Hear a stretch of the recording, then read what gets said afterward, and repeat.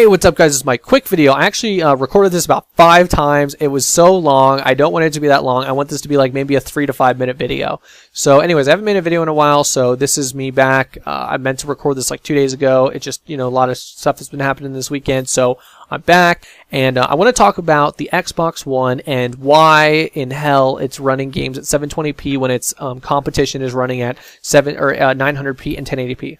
So first of all, Call of Duty Ghosts. If you look at Call of Duty in the past, it's run at 60 frames per second, which is extremely hard on the hardware, regardless of the system. The GPU has to work twice as hard to render frames than 30 frames per second. I mean, do the math. It's pretty simple. It's pretty, simple. So, the Xbox 360 was able to run Call of Duty, all the Call of Duties in the past, at 60 frames per second, and it was sub HD. It was like maybe 600p, something like that. So, I have very, very, questionable thing. I don't really understand how they can't get Call of Duty Ghosts to run at higher than 720p on the Xbox One. I mean, theoretically, it is about 6 to 8 times more powerful than the Xbox 360. And, there's just kind of no reason why, especially because it was running at, similar things on the Xbox 360. I know like the particles and shading and shit like that is different, and then the PS4 can all the way go up to 1080p, and I think that the culprit is ESRAM. Now, I've watched a few videos from Mid Gaming Tech. If you don't know who they are, go check them out. They're really awesome. They do videos on all this kind of stuff all the time, and then just from research that I've done. So essentially, a quick breakdown of what ESRAM is. ESRAM is just super fast memory. Developers can put anything in it. It reads and writes at the same time. It's pretty powerful stuff. It's only a small little bit. It's only 32 megabytes, but that should be enough to maybe have some textures, screen buffering, prevent screen tearing, stuff like that. The problem is with it is that it adds an extra level of complexity to the system.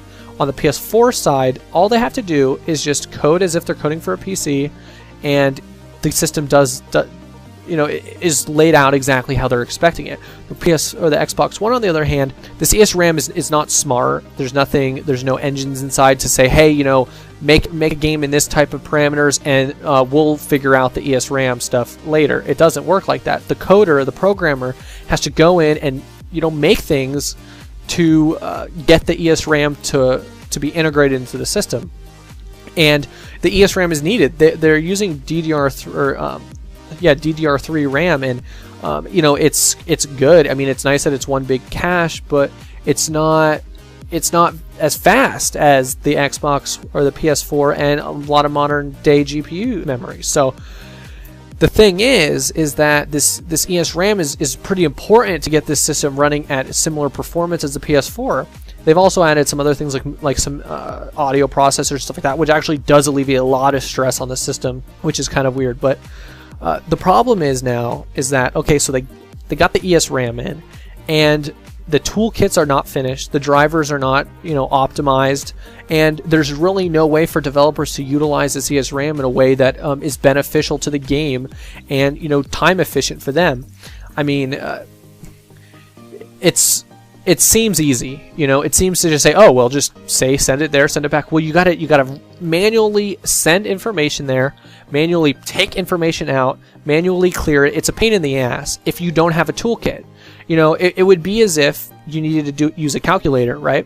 And every time you wanted to do addition, you had to sit there and program the calculator to do addition. That would be stupid. That would be shitty. It would take you forever to do anything. You wouldn't even do it that way. So it's essentially what's happening is that developers have to come up with their own ways to utilize this, as opposed to Microsoft providing a toolkit in which you just copy this code in. Potentially, I'm not exactly sure how the hell this actually works, but take this code, implement it into your engine, and connect the loose ends, and you should be good to go.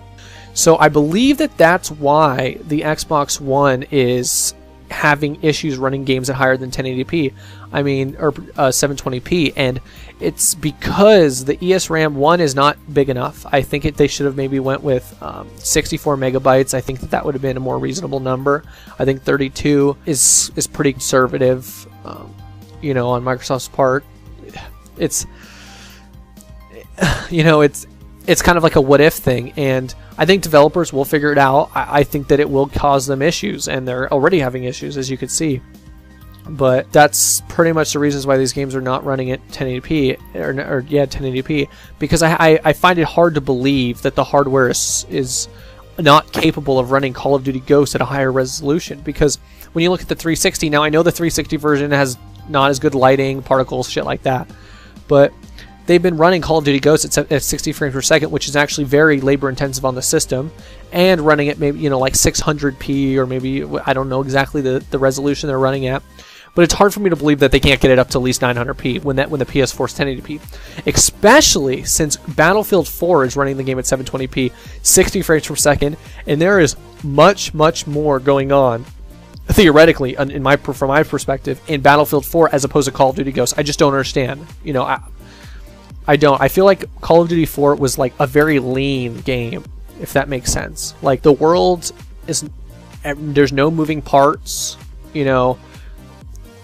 You know what I feel like a lean game is? This is what I consider lean. Like when you play something like Counter-Strike, it's very lean. Like you don't feel like there's any sort of lag or performance stutters. It just is. You know, it's hard to explain. If you don't get it, I'm sorry. You know, what do you want me to say? I could explain to you this all day. I don't know. I'm crazy, but that's how I feel about it. And I really hope that Microsoft gets their stuff together. You know, it's not only Microsoft, it's Sony also. I mean, these drivers and stuff, they're not completed yet. They're not good yet. You know, the software is not finished. The hardware was just, there were announcements of changes in hardware, you know, just 2 months ago on the Xbox One side. And, you know, developing a game on a hardware that's not finished, with software that's not finished, with toolkits that don't exist, and drivers that are broken, I mean... to put this in perspective, these launch games, and this, you know, and I'm not saying that the Xbox One will be as good as the PS4 in the long run, because the PS4 is also going to be increasing in the long run as developers get used to these systems and, you know, all the toolkits and drivers get fixed. I'm not saying that. I'm just saying that the Xbox One isn't going to be stuck in 720p forever. I don't think it will. I think over time they'll be able to iron out some of these wrinkles. But to put it in perspective, I mean, some of the launch games on the 360 looked nothing better than Xbox One or Xbox, the original Xbox games. And, you know, if you look at how far we've come, I don't think there's anything to worry about. If you really enjoy the games, it doesn't really matter. If you like Gears of War, if you like Halo, if you like, you know, Dead Rising and Titanfall and stuff like that, then you're not really gonna, then this won't affect you at all. So anyways, guys, this is my video for today. I'm gonna try to put more videos out. I just want to say thank you. About 3,000 views, and I've grown over 5 times, over 500% in the past month. That's amazing. I'm almost at 300 subscribers. I know that sounds real dinky to a lot of people, but 3,000 views with 300 subscribers, not bad. Okay, not bad. So anyways, thanks guys. If you want to see more, check out the videos on screen. Think about subscribing. Press that like button and leave a comment down below. I'm curious what you guys think of the ESRAM. If you know a lot more than I do about it, write in the comments so people could read it. I read almost every comment, and I comment on almost every comment. So anyways, guys, thanks for watching.